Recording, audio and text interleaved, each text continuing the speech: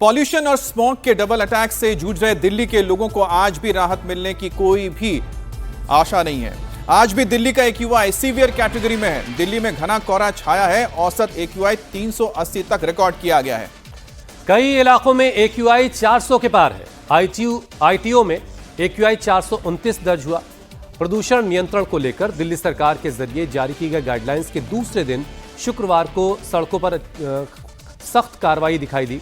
दिल्ली में प्रदूषण फैलाने वाले 11,776 गाड़ियों का चालान काटा गया।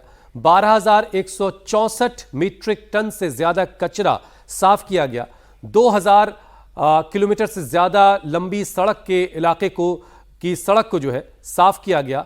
डस्ट क्लियर की गई और डस्ट कंट्रोल के लिए पानी का छिड़काव किया गया। एंटी स्मॉग गन का भी इस्तेमाल किया गया। पोल्यूशन के खराब हालात को देखते हुए दिल्ली सरकार ने सरकारी स्कूलों में अब एयर प्यूरिफायर लगाने का फैसला किया है।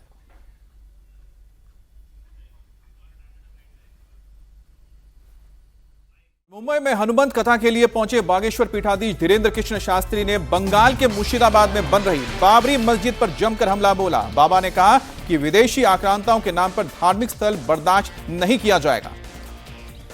बाबा बागेश्वर ने कहा कि अगर बाबरी मस्जिद बनी तो 1992 दोहराया जाएगा। बागेश्वर बाबा ने कहा कि भारत में जन्म लेने वाला हर व्यक्ति हिंदू है। वहीं बीएमसी चुनाव को लेकर पूछे सवाल पर बागेश्वर सरकार ने साफ किया और कहा कि मुंबई की जनता राष्ट्रवाद का विचार करे। महाराष्ट्र में धर्मांतरण का बड़ा मुद्दा बताते हुए बागेश्वर बाबा ने पदयात्रा का ऐलान किया तो विरोधियों पर भी जमकर बरसे।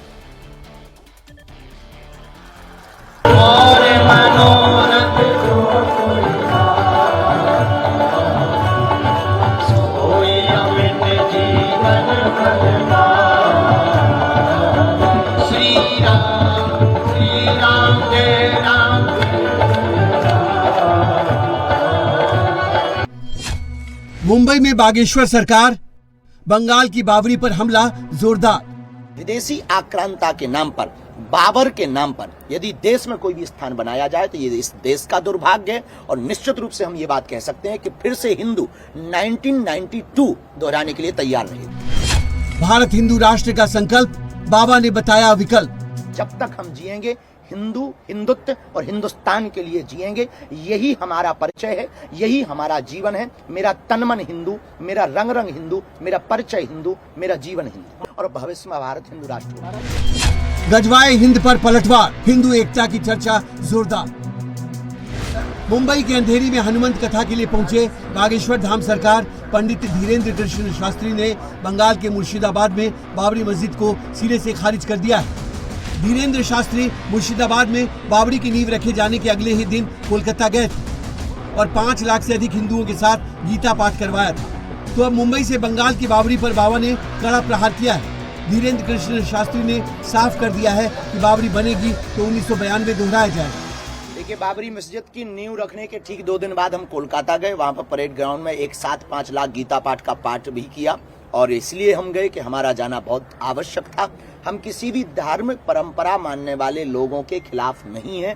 उन्हें अपनी पूजा पाठ करने का पूर्ण स्वतंत्र अधिकार है। 1947 में भारत की आजादी के बाद तो संविधान के तहत कोई भी अपनी देवी देवताओं का, किसी भी मजहब का व्यक्ति अपने देवी देवताओं का स्थान बना सकता। लेकिन विदेशी आक्रांता के नाम पर, बाबर के नाम पर यदि देश में कोई भी स्थान बनाया जाए तो ये इस देश का दुर्भाग्य है। और निश्चित रूप से हम ये बात कह सकते हैं कि फिर से हिंदू 1992 दोहराने के लिए तैयार रहेगा।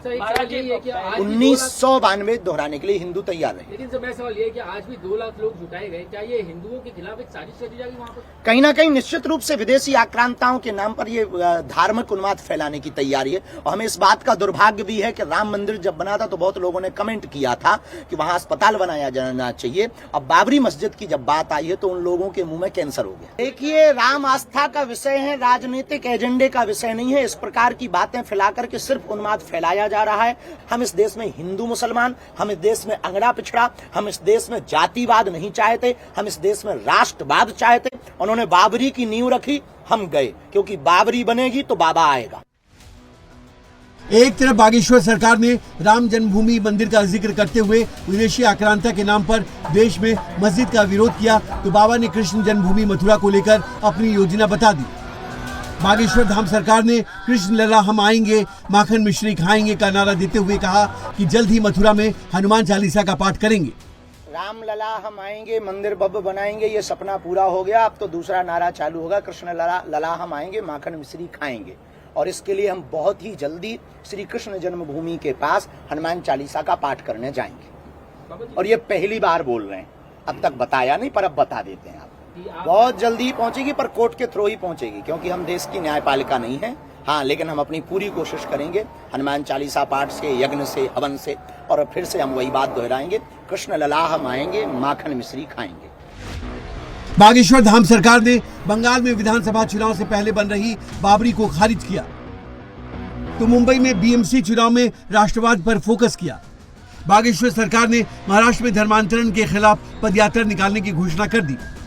ये जनता के ऊपर निर्भर है कि जनता किसको चुनती है, जिसको ज्यादा वोट मिलेगी वो विजय होगा। हम राजनीतिक एजेंडे पर, राजनीति पर कभी कोई बयान नहीं देते। हमारा काम सबको एक करना है, हमारा काम सनातन का प्रचार करना है, हमारा काम हिंदुत्व को मजबूत करना है। जो बहुत स्वच्छ छवि के हों, जिनसे देश का, नगरपालिका का, नगर का, प्रदेश का भला हो, उनको मतदाता मत दें, ताकि उत्थान हो और उन्नति हो। देश का चुनाव जातिवाद, धर्मवाद से ऊपर उठकर राष्ट्रवाद पर होना चाहिए। देश के चुनाव में हिंदू, मुसलमान, सिख, ईसाई ये बात छोड़कर केवल और केवल राष्ट्र का भला हो, सनातन का उत्थान हो। सनातन में सब आ जाते हैं। सनातन का उत्थान हो और राष्ट्र का भला हो, इस पर यदि चुनाव हो तो हमें लगता है देश के लिए भी बेहतर होगा, मुंबई के लिए भी बेहतर होगा और निवासियों के लिए भी बेहतर होगा। क्या आपको लगता है कि मुंबई में हिंदुत्व खतरे में आया है? नहीं, महाराष्ट्र में कई जगहों पर धर्मांतरण देखने के बाद, जैसे जो बहुत बड़ी घटना पालघर वाली हुई थी, उस घटना के बाद ये देखा जा सकता है कि कहीं ना कहीं महाराष्ट्र में ये बहुत मतांतरण रूप से है। और कहीं ना कहीं ये तो कई जगहों पर विवाद स्थितियां बनती हुई दिखाई पड़ती हैं, चाहे वो पालघर की घटना हो, चाहे वो नुक्कड़ घटनाएं हों। तो हिंदुत्व कहीं ना कहीं बहुत, मुंबई शहर में तो नहीं पर महाराष्ट्र के कई गाँव